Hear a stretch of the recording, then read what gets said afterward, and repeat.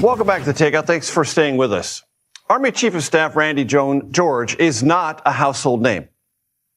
Fact. But he is known and respected, not only with the United States Army, but across all of our services.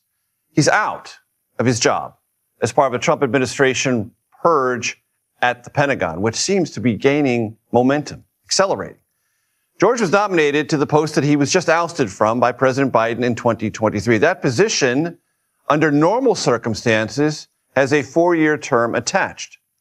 Sources tell CBS News 2 other Army officers were also removed from their jobs. The total purge on the administration is now numbering more than a dozen high-ranking service members. As I mentioned earlier in the show, Eleanor Watson would come back. She has. I'm so glad you're with us. Describe what's going on, Eleanor.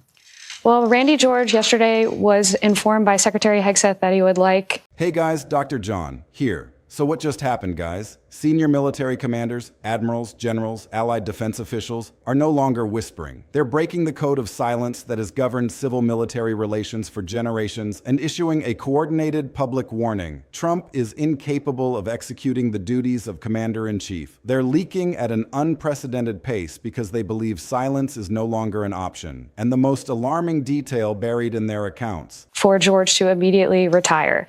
There are two things at play, according to our sources. One is that Hegseth wanted someone in that spot, the top U.S. Army military officer who aligns with a Hegseth President Trump vision of the military, even though the military has historically been apolitical.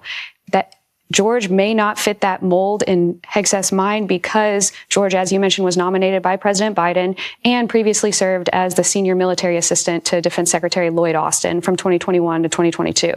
We should note, though, that that's not all George did in his career. He's been an Army officer since 1988, having graduated from West Point. He served in the first Gulf War and then later commanded in the Iraq and Afghanistan wars. The second thing at play, we're told, is there is tension between Secretary Hegseth and his own Army Secretary, Dan Driscoll.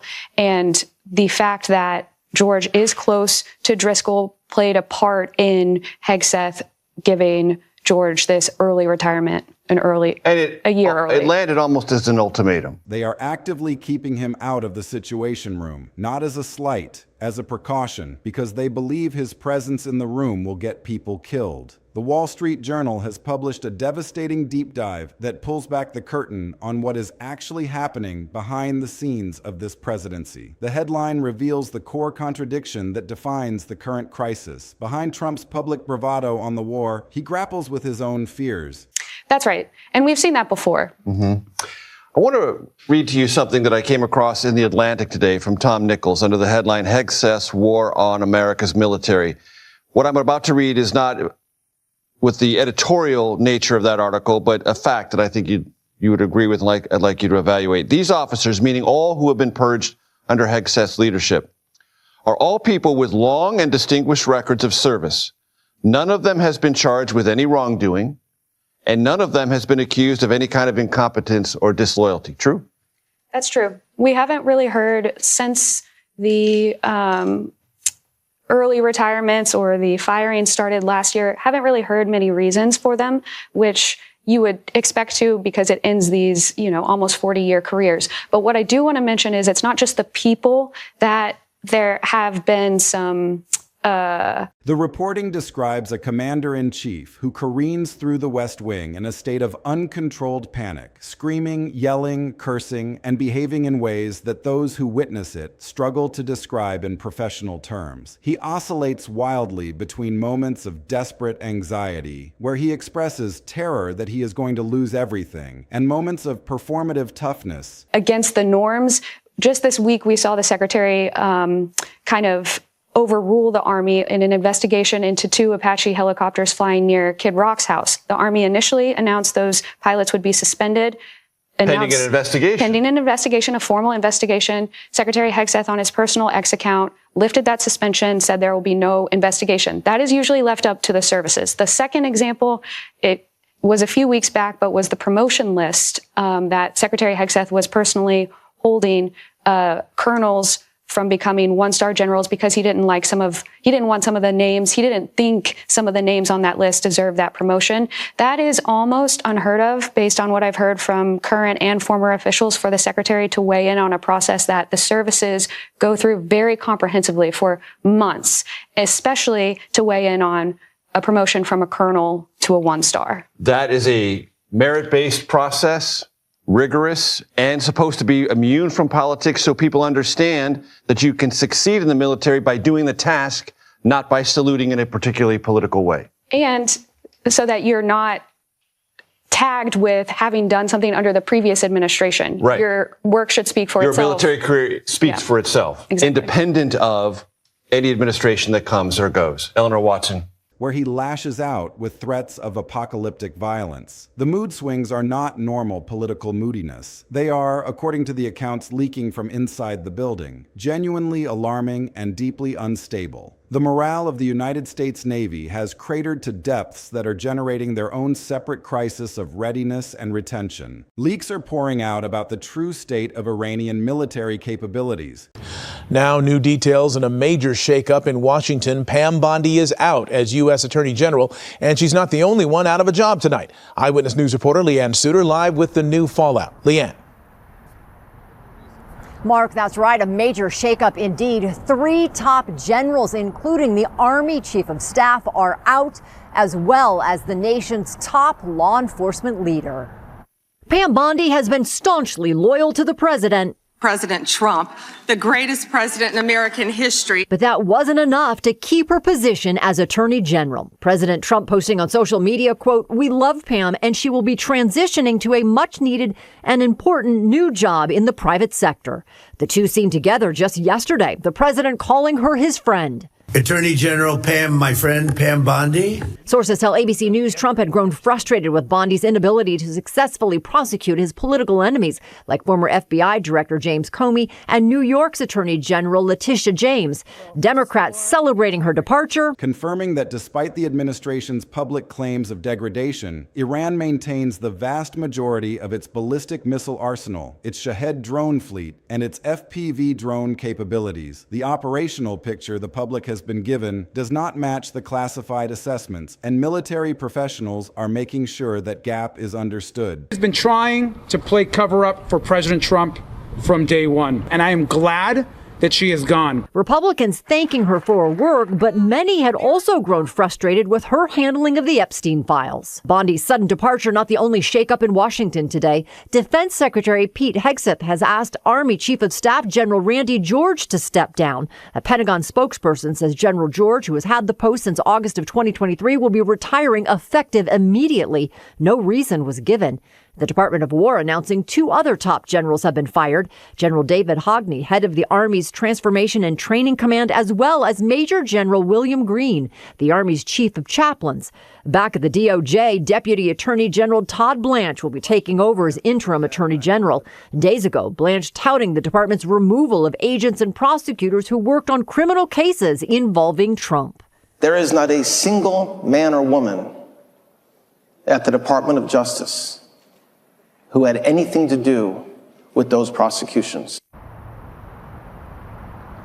It's unclear if Blanche will remain in that position. Any new attorney general will have to be confirmed by the Senate. Conditions aboard the USS Gerald Ford tell their own story of strain and depletion. The carrier is approaching 300 days at sea, shattering the record for the longest deployed aircraft carrier since the Cold War ended. The crew is exhausted, the equipment is stressed, the operational tempo is unsustainable. And additional leaks reveal that the Navy is now preparing for a mission set that carries enormous escalation risk. The potential boarding of Iranian-linked sanctioned crude oil tankers and the seizure of commercial vessels in international waters. Military leaders are warning through these deliberate press disclosures that such operations would almost certainly trigger a significant escalation, heating the war up to a level that the administration appears not to have fully considered. The leaks paint a comprehensive picture of an institution under duress, safety concerns mounting, stress levels reaching breaking points, points, planning processes in disarray, and a sense among the professional military class that things are spiraling toward disaster. The purge of senior military leadership has been systematic and punishing. Trump has fired the top general in the United States Army, General Randy George, the Chief of Staff of the Army. When the remaining military leaders were compelled to appear before the House of Representatives and answer questions about these terminations, their response was as revealing as it was helpless. They had no answers to offer. They could not explain the rationale. They directed lawmakers to take their questions to Secretary of Defense Pete Hegseth, the implication being that the professional military leadership had been cut out of the decision-making process entirely. The firing of General George did not occur in isolation. It was part of a rolling decapitation of the senior officer corps that has claimed dozens of top leaders over the past 16 months. The chairman of the Joint Chiefs, General C.Q. Brown Jr., has spoken out publicly, using a forum at Harvard to express concerns about the direction of the regime. Admiral Lisa Franchetti, the Chief of Naval Operations and the first woman to hold that position in history, was removed. General James Slife, the Vice Chief of Staff of the Air Force, was removed. The top judge, advocate general lawyers, the legal conscience of the armed forces, were fired. This is not routine turnover. This is a methodical gutting of the institutional leadership of the United States military. And the institution is responding with a level of controlled fury that is spilling into the open. The Joint Staff social media account posted a message extending deepest gratitude to General Randy George upon his departure, a public display of institutional loyalty to a fired leader that is highly unusual in its pointedness. The rumored reason for George's termination cuts to the heart of the ethical conflict between the military's professional standards and the administration's political project. General George promoted people based on merit. The allegation, according to multiple accounts, is that Secretary Hegseth objected to certain promotions because he attributed them to diversity considerations or DEI initiatives, using criteria that military professionals describe frankly as racist. General George refused to compromise the merit-based promotion system, and he and his wife Patty, who together were described as institutions within the institution of the United States military, were treated with a level of disrespect that has incandescently angered the officer corps. The military is watching this. They are watching how their most respected leaders are treated, and they are drawing conclusions. Beyond the treatment of its leaders, the military is observing how Donald Trump behaves as a strategic decision maker during an active conflict, and what they are seeing is generating a crisis of confidence that is leaking into every major press outlet. The military's assessment is blunt. Make up your mind. The same commanders who warned against ground invasions and cautioned that the entire Iran operation was a disaster in the making are now watching the president oscillate between threats of annihilation and periods of paralysis. They advised against the invasion. The warnings were documented extensively, stretching back to February. General Dan Kane, the chairman of the Joint Chiefs, nicknamed Racin' Kane within the Defense Department, led the internal warnings, flagging the catastrophic risks of a major operation against Iran before the National Security Council. The Pentagon formally identified the risks. The professional military assessment was clear. The president ignored it and launched the operation anyway. And now that the consequences are unfolding, the president's response alternates between posting threats in all capital letters on social media about destroying civilizations, which the military recognizes as potential war crimes evidence, and behaving in ways that suggest he has no coherent strategy whatsoever. The military's question to themselves and to each other, now leaking to the press, is brutally straightforward. Is this a war or isn't it? If you are going to commit, then commit and accept the casualty figures that come with it. If you are not willing to accept those casualties, then what exactly are you doing? Do you believe that Iran can be intimidated by mean words delivered via social media? Because the professional military assessment is that this approach is failing, and failing in ways that are costing American lives and strategic position. The conclusion that military leaders have drawn from this pattern of behavior is astonishing in its implications. They have decided that the president must be kept as far away as possible from actual operational decision-making. Think about what that sentence means. The commander-in-chief of the United States Armed Forces is being deliberately excluded from command decisions by his own military advisors advisors because they have assessed that his involvement makes missions more dangerous, more likely to fail, and more likely to result in unnecessary deaths. That is the right outcome given the circumstances, but it is also a devastating indictment of the president's fitness, and the fact that all of this is now being systematically leaked to the press indicates that the military leadership has made a calculated decision that public exposure is the only remaining mechanism for constraining behavior that they cannot constrain through normal channels. A stunning report in the Wall Street Journal crystallizes this dynamic in the context of a specific high-stakes operation.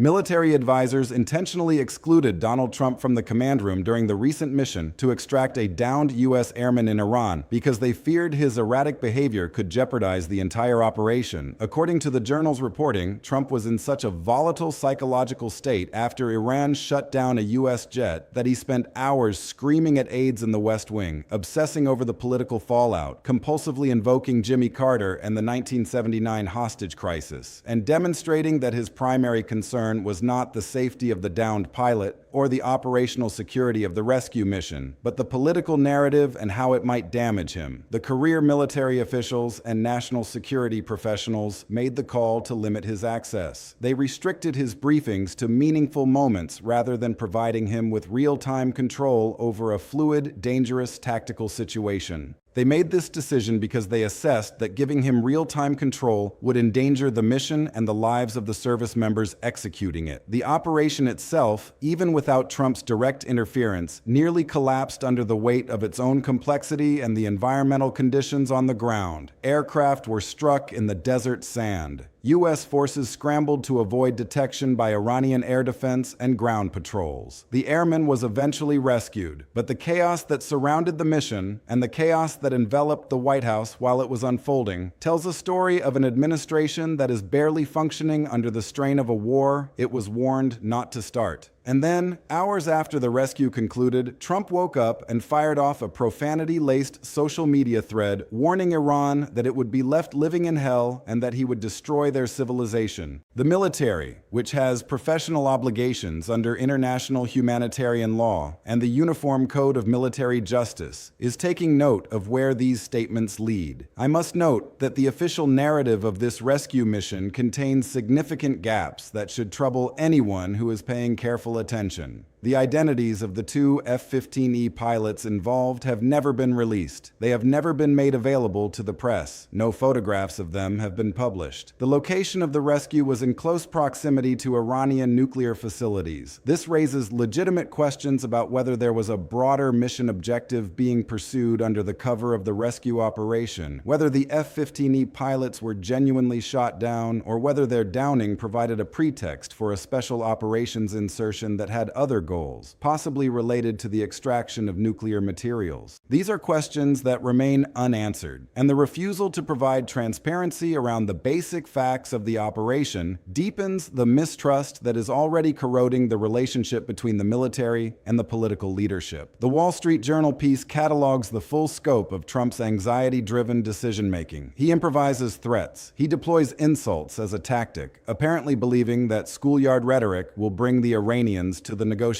table. It is not working. He attempts to change the subject from battlefield reality to trivialities about ballroom decorations. He issues threats that constitute potential war crimes, and the cycle is miscalculation followed by miscalculation, each error compounding the previous one. The generals, having exhausted internal channels of dissent, are going to the press, and the flow of leaks at this point is best described as a fire hose. They have decided that the American public needs to understand what is being done in their name and by whom. NPR is reporting that cracks are spreading through the military internally, driven by plummeting morale, deep ethical unease about the missions being ordered, and a growing wave of service members choosing to retire early, declining to re-enlist, or simply walking away from their contracts regardless of the personal and professional consequences. The GI Rights Hotline has experienced a call volume increase of more than double since the Iran war began. The majority of those callers are inquiring about conscientious objection procedures. They are reporting that they are being ordered to commit acts that they believe constitute war crimes, and they are seeking any legal pathway to refuse those orders without destroying their lives. That is the sound of a military in moral crisis.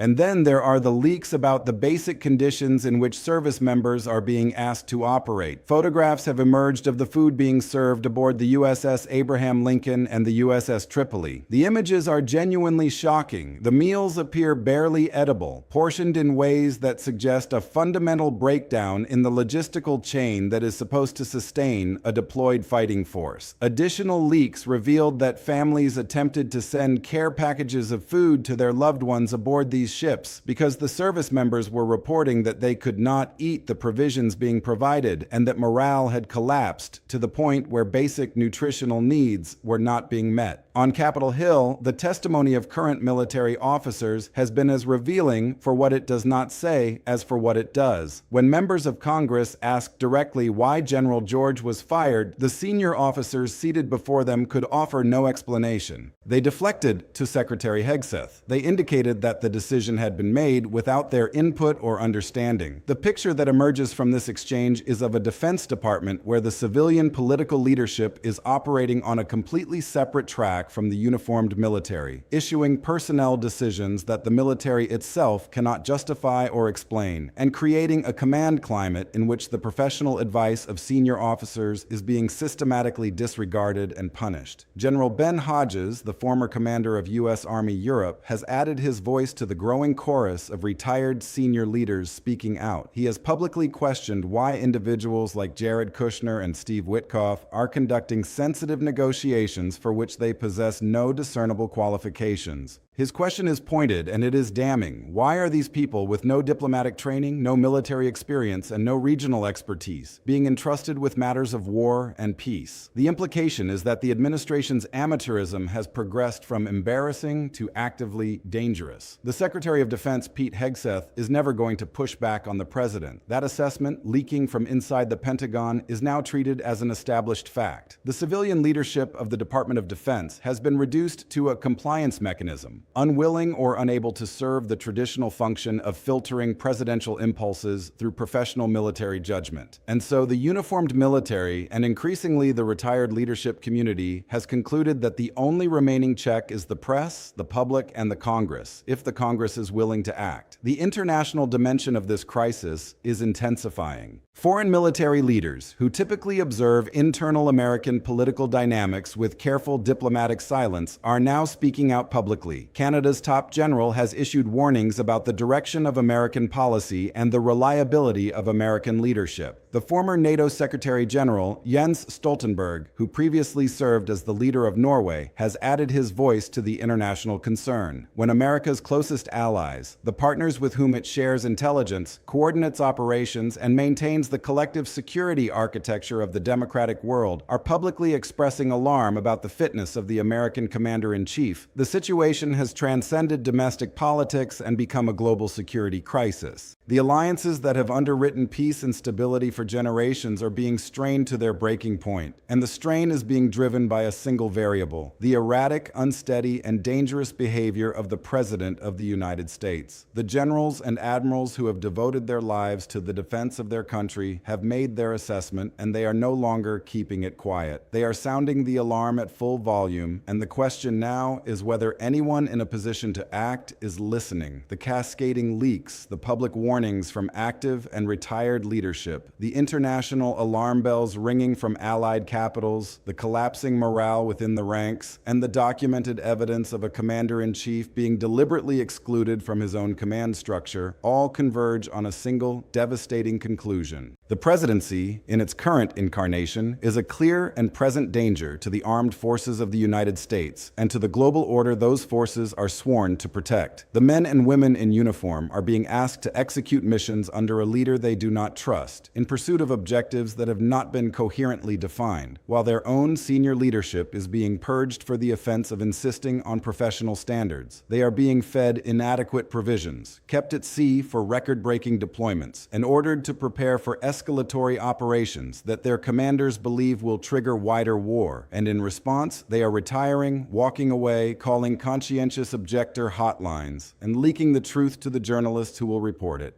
The institution is speaking not through its official spokespeople, but through the collective voice of its members who have decided that their oath to the Constitution requires them to tell the public what is actually happening. The warning is urgent. The warning is unified. The warning is that the current commander-in-chief is unfit for command, and every day he remains in that role is a day that American lives and global stability are placed at unnecessary risk.